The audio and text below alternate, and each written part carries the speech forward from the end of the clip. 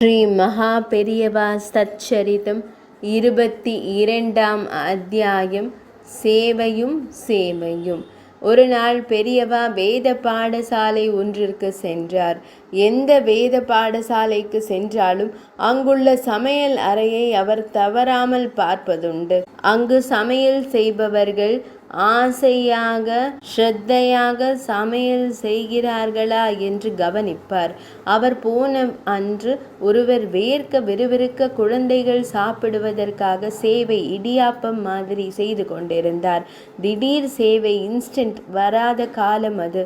மிகவும் பாடுபட வேண்டும். அதை பார்த்த பெரியம்மாளுக்கு மிகவும் மகிழ்ச்சியாக இருந்தது. அடிக்கடி பண்ணுவையோ என்றார். முடிந்தவரை பண்ணுவேன்.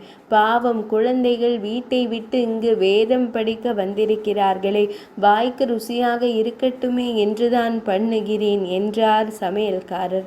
ரொம்ப சந்தோஷம், தினமும் சேவை பண்ணு என்று கூறிவிட்டு பெரியவா வெளியே வந்துவிட்டார்.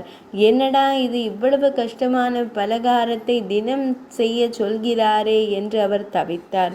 மறுபடியும் சுவாமிகள் சமையற்காரரை அழைக்க சொல்லி, நான் தினமும் சேவை பண்ணுனதும் பயந்துட்டியோ என்றார்.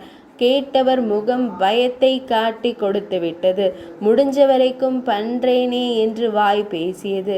உடனே பெரியவா, பாவம் பயந்துட்டே போல இருக்கு. நான் சொன்ன சேவை இல்லை, தினமும் குழந்தைகளுக்கு பார்த்து பார்த்து சமைச்சு போடறே இல்லையா, அதைத்தான் சொன்னேன். அதுதானே பெரிய சேவை என்றார். வேதம் படிக்கும் குழந்தைகளுக்கு சமைத்து சாதம் போடுவது போல கைங்கரியம் வேறு இல்லை என்பதை இந்த முறையில் தெரிவித்தார் மகா சுவாமிகள்.